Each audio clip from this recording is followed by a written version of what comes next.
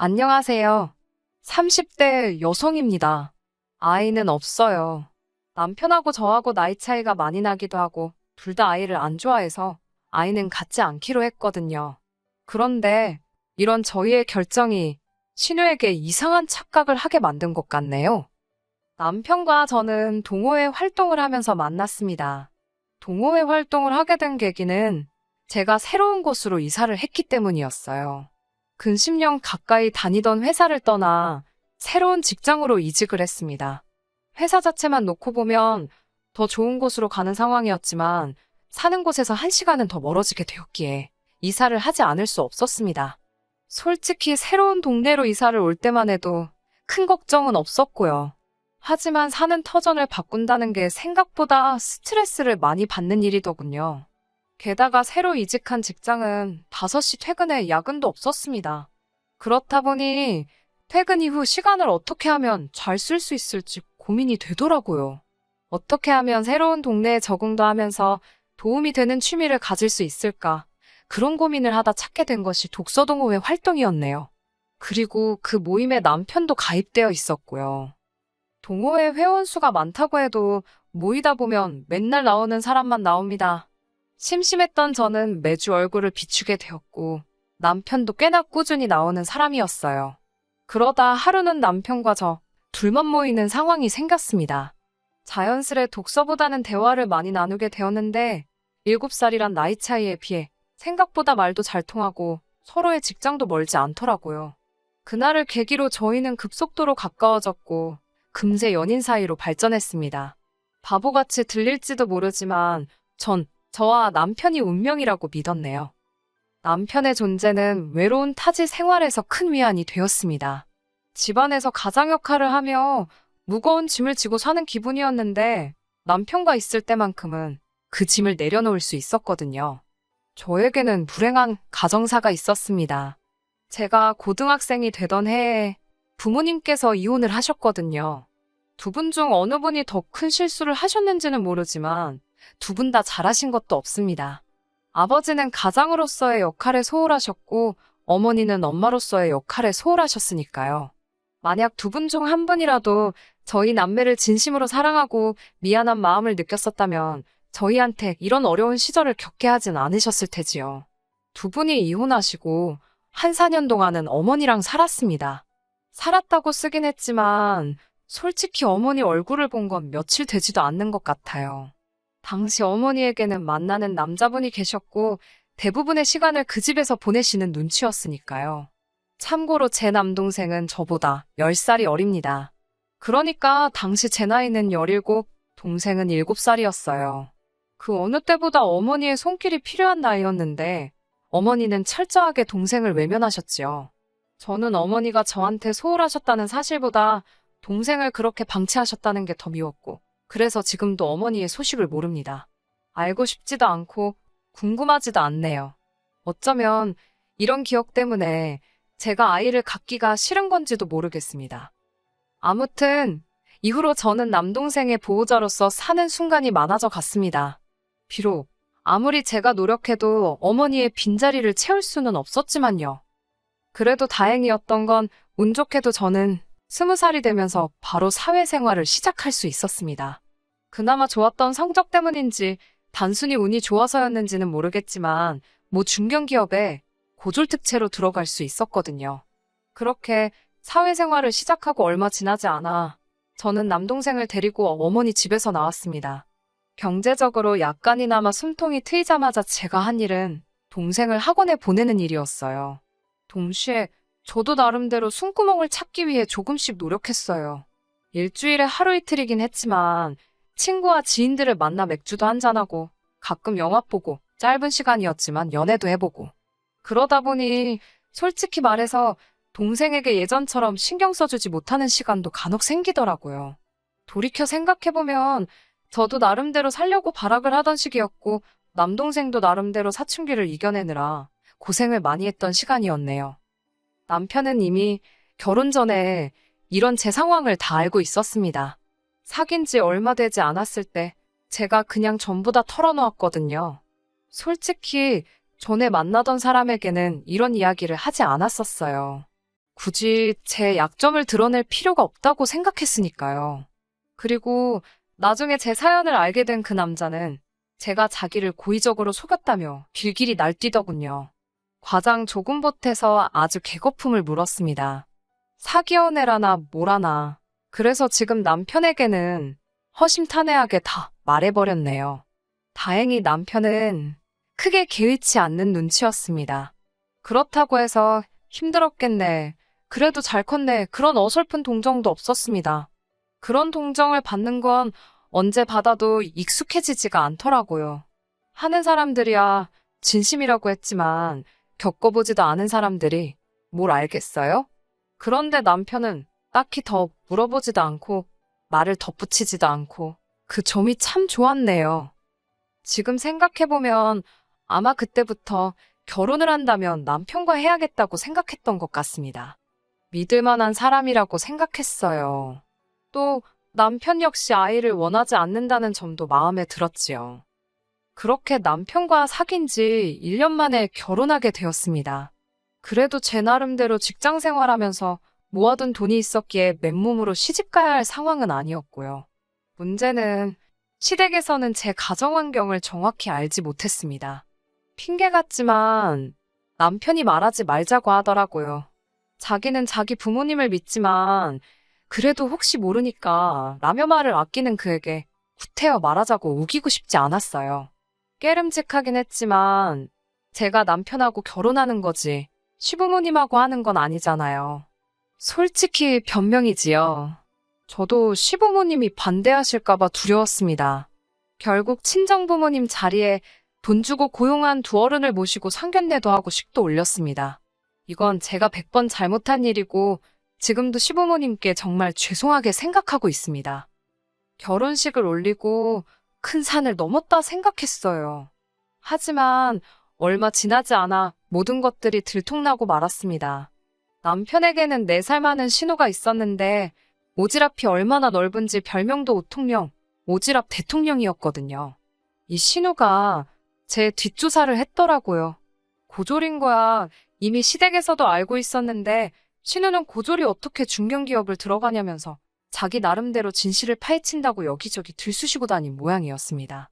그리고선 기어이 저희 부모님이 이혼을 했고 지금은 부모님과 연도 끊고 지낸다는 사실을 알아내서는 마치 무슨 대기업의 비리를 폭로하는 정의의 사도마냥 시부모님을 앉혀놓고 까발렸습니다.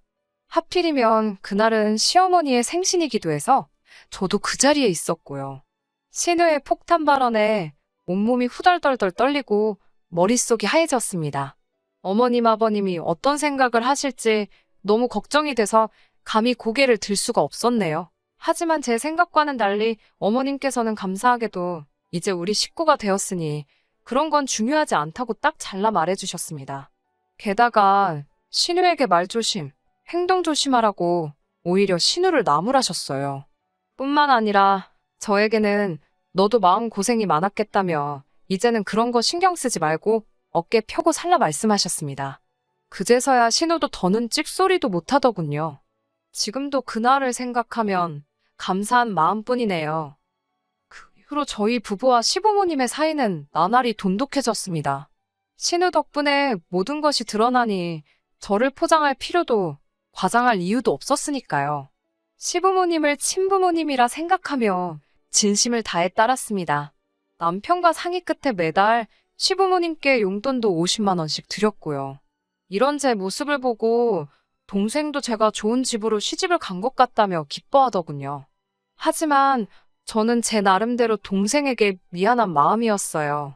이제 갓 20살 넘은 애를 혼자 살라고 내버려둔 것 같아 죄책감도 들었고 동시에 어떻게든 혼자 살아보겠다고 아둥바둥하는 동생의 모습이 안쓰러웠고 저도 그 과정을 겪어봤으니 어떻게든 동생에게 도움을 주고 싶었습니다. 하지만 오히려 남동생은 절대 자기를 도와주지 말라며 제 손길을 거부하더군요. 괜히 누나 오해 산다고 자기는 저에게 짐이 되기 싫다면서요. 동생이 어려서부터 부모 없이 저랑 둘이 지내서인지 철이 빨리 들었거든요. 남편도 그런 사정을 알았기에 이따금씩 제가 알게 모르게 동생에게 용돈도 챙겨주고 밥도 사주고 부모 복은 없어도 내가 형제 복, 남편 복은 있구나 싶었네요. 제가 결혼하고 1년쯤 지났을 무렵 동생은 군대를 갔습니다. 사실 저는 남동생을 어떻게든 대학에 가게 하고 싶었지만 동생이 학비 때문에 스트레스를 많이 받는 눈치였어요. 마음 같아선 제가 학비를 다 내주고 싶었지만 현실적으로 그건 어려운 이야기였기에 대학에 가라 강요할 수도 없었지요. 이후로 1년 8개월 만에 전역한 남동생은 충격적인 소식을 전해왔습니다. 전역을 한 달 남겨두고 저에게 말없이 휴가를 나왔었더군요. 그리고는 공무원 시험을 쳤답니다. 군대에서 짬짬이 공부를 했기에 자기 실력이나 확인해볼까 싶어 응시했다네요. 괜히 저한테 이야기하면 제가 자기보다 더 떨게 뻔해서 비밀로 했다고요. 그런데 그렇게 시험 삼아 본 시험을 떡하니 붙었다며 동생이 씩 웃어 보이는데 정말 너무너무 자랑스러웠습니다. 남동생이 군대에 있는 동안 종종 면회도 갔었고 휴가를 나왔을 땐 밥도 몇 번을 같이 먹고 동생에 대해서는 모르는 게 없다고 생각했는데 그런 꿍꿍이가 있었다는 건 조금도 눈치채지 못했었네요. 그런 동생을 보며 이번만큼은 동생에게 도움을 꼭 주고 싶었습니다. 저녁 이후로 당장은 저희 집에 머물고 있는 상황이었고 남편도 원하면 같이 살자고 했지만 동생은 한사코 이를 거부했어요. 신세지기도 싫다 했고 어차피 동생이 다니게 된 직장과 저희 집이 왕복 3시간이 넘게 걸릴 만큼 멀기도 했네요. 이제 곧 출근한다는 기쁨도 잠시 동생의 얼굴이 하루가 다르게 어두워져 갔습니다. 저에게 터놓고 말은 못하는 눈치였지만 전전긍긍하는 게 다 보이더라고요. 그런 동생을 보며 이번만큼은 동생에게 도움을 꼭 주고 싶었습니다. 제가 그래도 수입이 나쁘지 않았고 그간 시댁에 꾸준히 용돈을 드리고 있었던 것에 반해 친정에는 따로 용돈을 드린 일이 없었으니 이번만큼은 동생에게 도움을 줘도 괜찮겠다 싶었고요. 그렇다고 제 마음대로 혼자 결정할 수는 없었으니까 남편에게 이야기를 했어요. 남편 돈은 손대지 않고 제 적금으로 동생 보증금 정도는 도와주고 싶다고요. 남편도 시원스레 그거 좋은 생각이라며 제 의견에 동의해 주었습니다.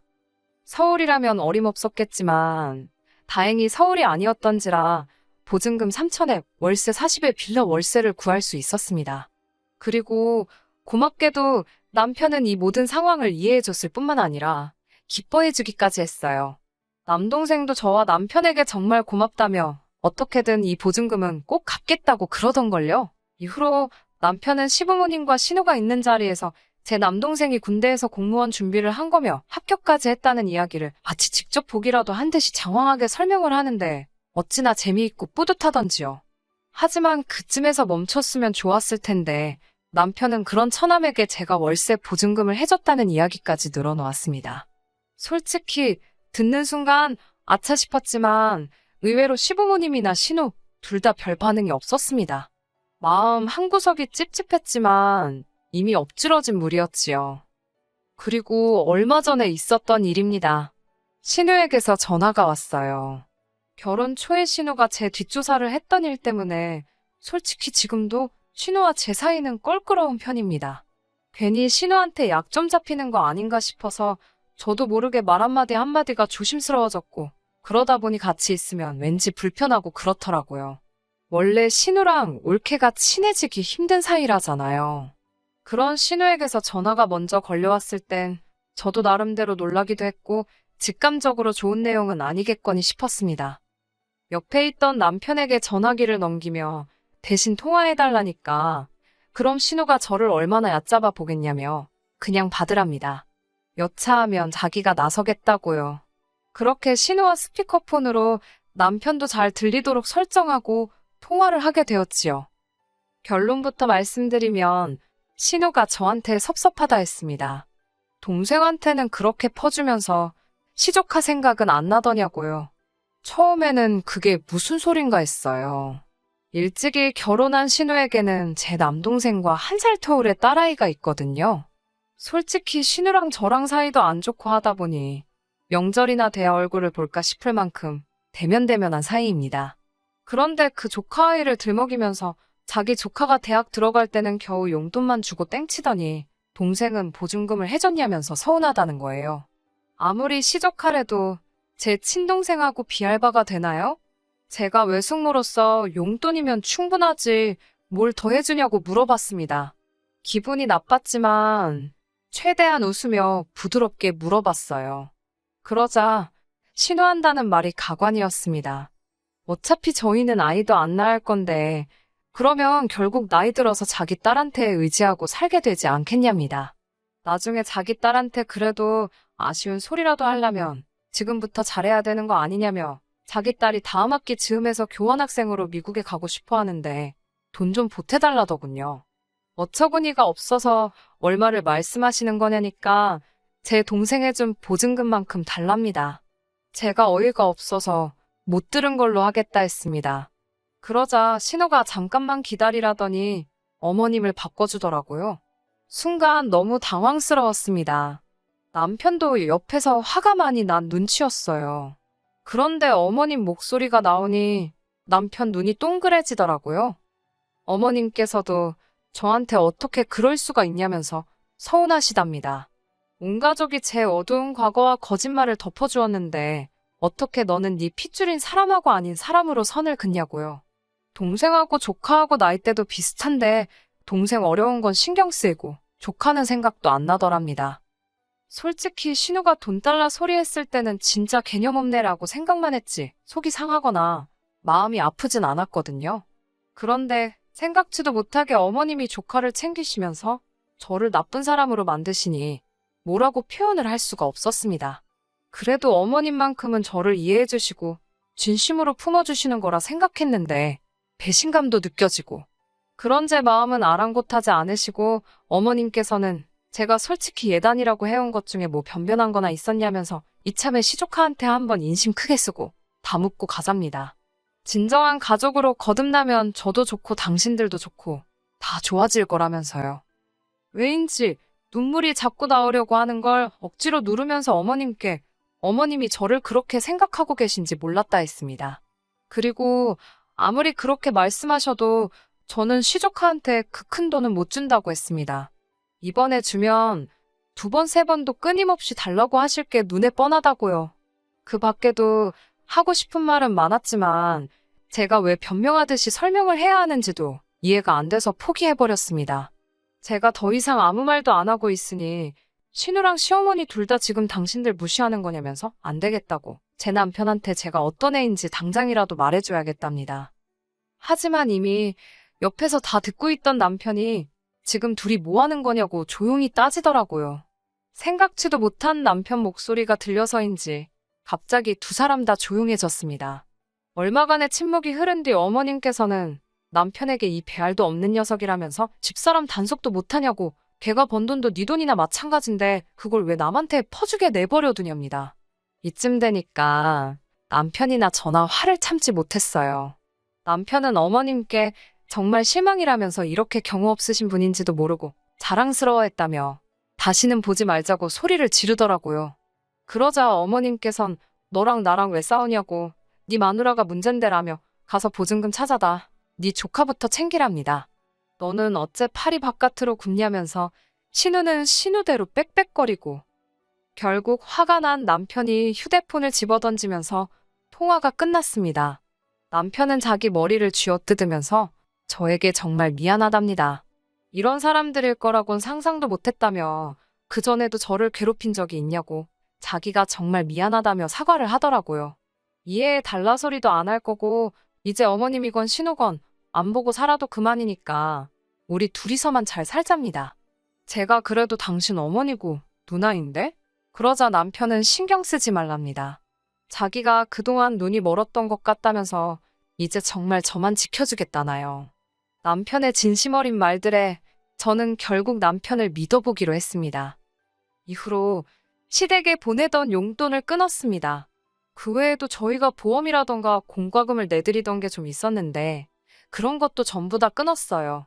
한두 달쯤 지났을까 어머님께서 아무리 그래도 자식된 도리는 하고 살라며 지금 뭐 하는 짓이냐고 또 연락을 해오셨는데 남편이 소리를 지르더라고요. 자식된 도리가 돈 내주는 거냐고 그러면 안 한다고 어머니랑 단돈 10원짜리 하나도 주고받기 싫다면서 아주 질색팔색을 하던걸요. 지금 이 사연을 쓰면서도 마음이 편한 것만은 아닙니다. 그래도 사랑하는 남편이 제 옆을 든든히 지켜주고 있으니 슬프지만은 않네요. 언젠가 다시 어머님과 신우를 웃으며 볼 날이 올까요? 잘 모르겠어요. 한 가지 확실한 건 이 매듭은 제가 풀 수는 없을 것 같다는 거지요. 시간에 맡겨 볼까 봐요. 끝까지 들어주셔서 감사합니다. 오늘의 사연은 여기까지입니다. 구독과 좋아요, 알람 설정 부탁드리고 더 좋은 사연으로 다시 찾아뵙겠습니다. 감사합니다.